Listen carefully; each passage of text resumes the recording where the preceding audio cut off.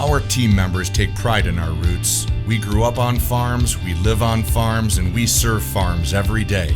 At Armor Animal Health, our veterinarians help you detect diseases through our state-of-the-art lab. Our pharmacy then helps deliver the right solutions to keep your herd healthy.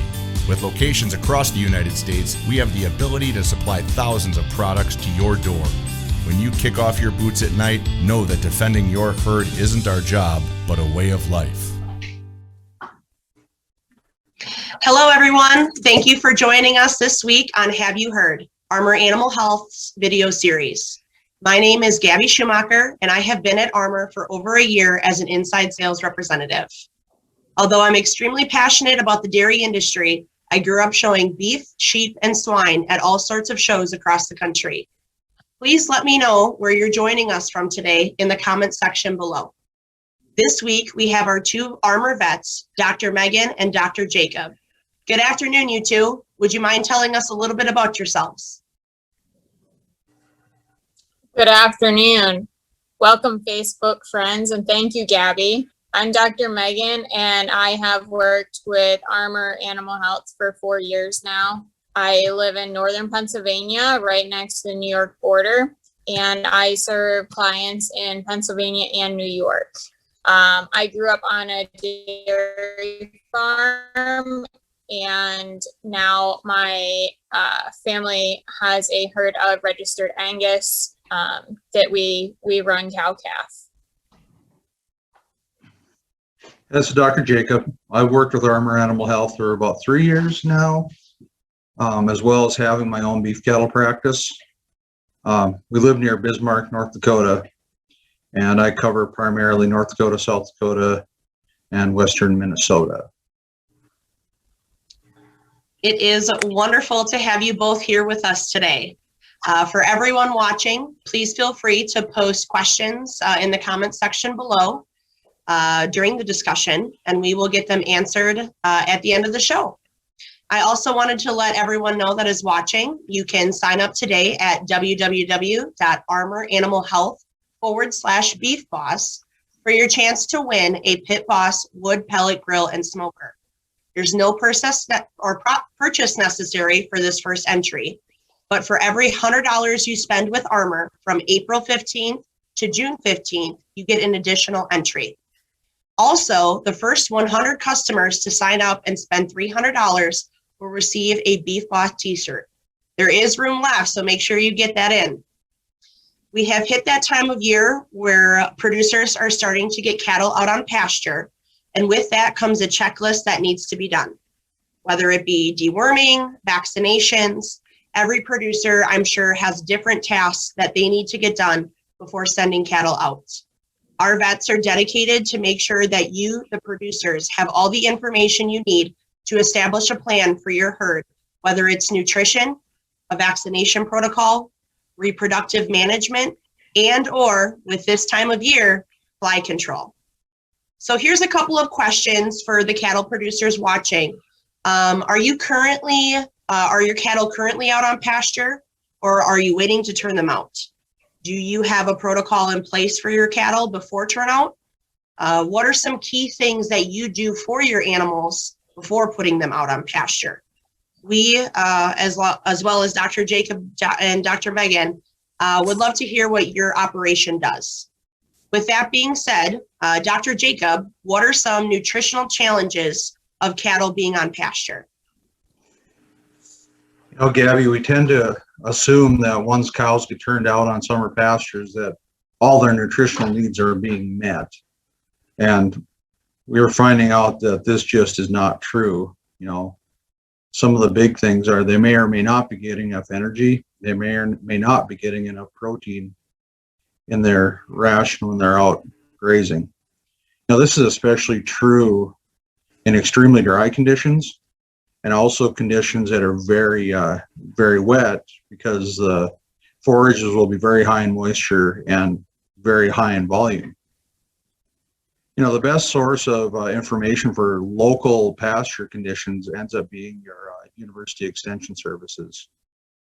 They seem to be very in tune with what's going on out in the country and are a very good contact to make if you have any questions regarding what the pasture quality is in your area. Now, another very important issue that we see is that cattle on pasture, they're only getting about 50% of their vitamin and mineral needs met by grass, and that's particularly true for the macro minerals. That's why it's really important to feed a high quality loose mineral when they're on pasture. One that we use is called Reprovune. It's from Cargill. Another option is to use a product called Multimin 90 prior to going to grass turnout. This will supply zinc, copper, selenium, and manganese, which are the major macronutrients that are needed in their ration. The nice feature of Multimin 90 is that by injecting these macro minerals, we're ensured that every animal in the herd is getting the minerals that they need. Making sure cows get what they need on summer pasture is definitely key, especially with having calves at their sides. Dr. Megan, what vaccines do you feel should be given prior to turnout? This is for cows, calves, etc. Well, Gabby, that's a really good question. I'm very much in favor of an individualized approach to vaccine protocols. So every herd has their own unique challenges based on environment, management, geography, etc. As a baseline, I highly recommend a pink eye vaccine prior to turnout. Depending on the product you're using, this may or may not require a booster, so you should consult your animal health experts to determine if that is needed. Beyond that, I personally do a 9-way shipping fever type vaccine. I use a killed product because I usually have a mix of pregnant and cows with calves by their side when I turn out to pasture. Wonderful. I completely agree with you, Dr. Megan. Every farm has different challenges that they face, so it's definitely a great idea to consult with your vet about what course you should take for your herd. Want to let everybody watching to don't forget, if you have any questions, please post them in the comment section below. And also make sure you sign up today at Armor Animal Health /Beef Boss for that chance to win that Pit Boss wood pellet grill and smoker. Like I said before, no purchase is necessary for the first entry.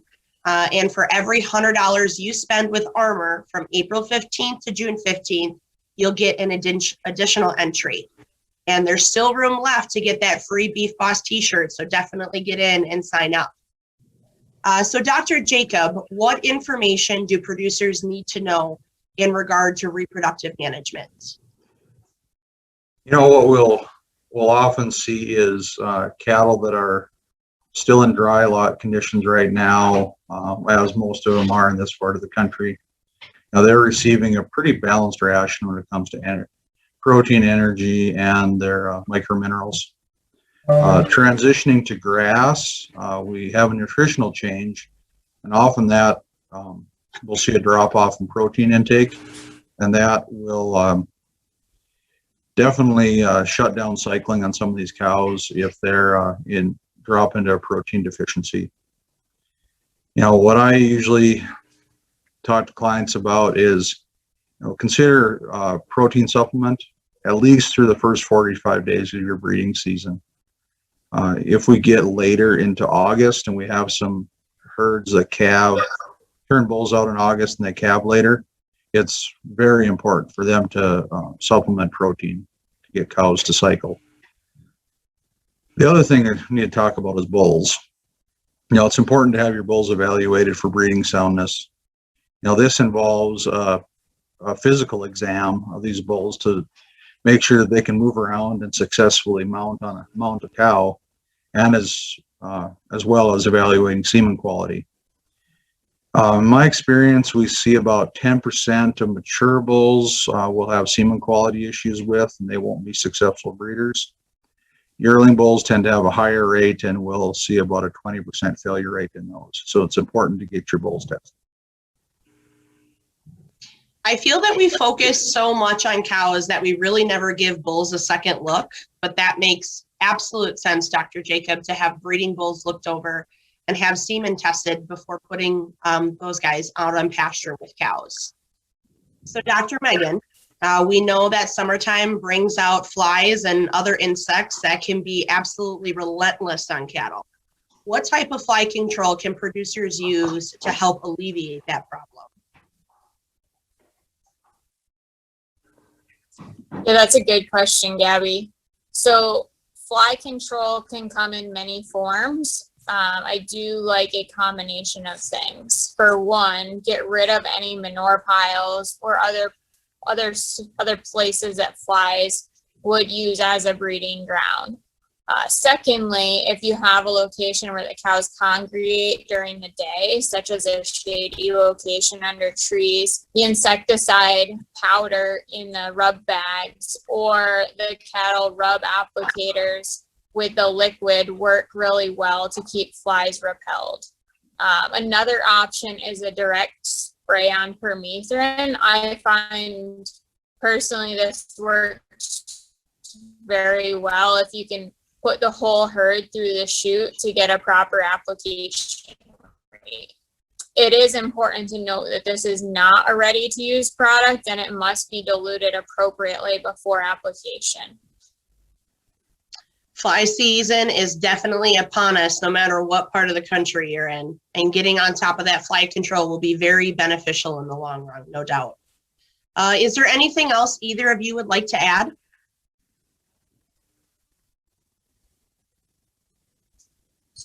I would add that it is really vitally important, that you consult your herd veterinarian in regards to these type of management decisions, based on, like I said before, geography, where you're at. Certainly we're going to do things differently in Pennsylvania and New York than Dr. Jacob's clients in the Dakotas will be doing. So it's important to really consult your trusted professionals around you with making some of these management decisions. All right. Well, doctors, it looks like we have a few questions from our viewers. One individual asks, how long does Multimin last if I give it right before turnout? I guess I can I can answer that. They've done some work on yearling beef cattle, and between 90 and 120 days is what their research will suggest. To me, it's not the only thing that they should get going out to pasture. That's not really the most useful part. The way to use Multimin, it's kind of to get them topped off, or if you're in a situation where you're suspecting a deficiency, you can correct deficiencies very quickly with that. Alrighty. Another viewer asks, how well does long range work? I can answer that one. The long range product works very well in cattle that are actively growing. The way it's formulated, we'll get, they say about 150 days of parasite control with it. Where I like to see it used is on like replacement beef heifers, what we call grass calves in this part of the country. They're 6 to 7 weight steers and heifers that are going to grass. And it's not to be used in feedlot situations. It needs to be used on pasture, on cattle that are going to grass. Okay. Dr. Jacob, I got another one here. How much do calves really benefit from minerals? It's a big deal. It's a really big deal. Even on a year that we think is perfect, it's very, very possible that calves will be coming into the fall or weaning season in a deficient state. And when they're short on copper, for one, they can't really mount an adequate immune response to the vaccines we give them. Like with zinc, they're more prone to pink eye and foot rot. It's pretty important, especially when we're spending between $5 to $8 per head to vaccinate these calves, that we're ensuring that these vaccines are actually doing their job. And that's where multi-min or a very good loose mineral supplementation comes into play. Right. Totally agree with you. So if you're using, I got another question here. If you're using one type of fly control the previous year, should you continue using it for the next year, or should you use a different one?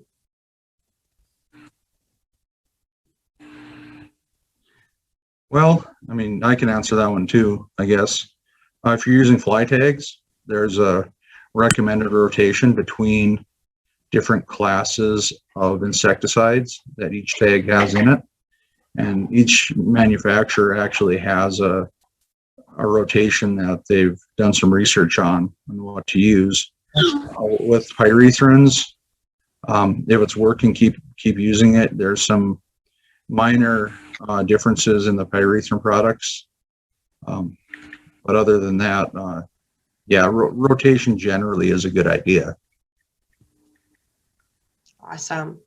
Well, it looks like we're all out of questions. Is there anything else either of you would like to add?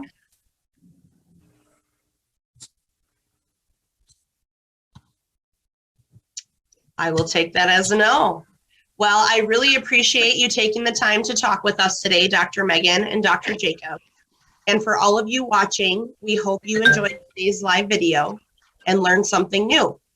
If you found it useful, please feel free to share it with your friends.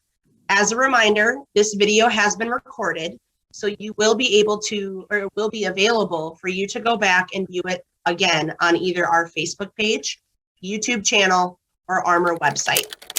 If you are watching the recorded version of this video, please feel free to ask questions in the comment section below, and we will work to answer those as well. After this video, we will post a survey in the comment section. So let us know how we can serve you and what topics you'd like to hear about in the future. On our next episode of Have You Heard, it will be on Friday, May 14th, and will feature our very own Pat Mueller and Dr. Heaven Hugendorn. They will be discussing confident, fearless farming with Zisk. Haven't heard of Zisk? Be sure to tune in and find out what it's all about. We will see you next Friday at 3 p.m. Central Time on Have You Heard?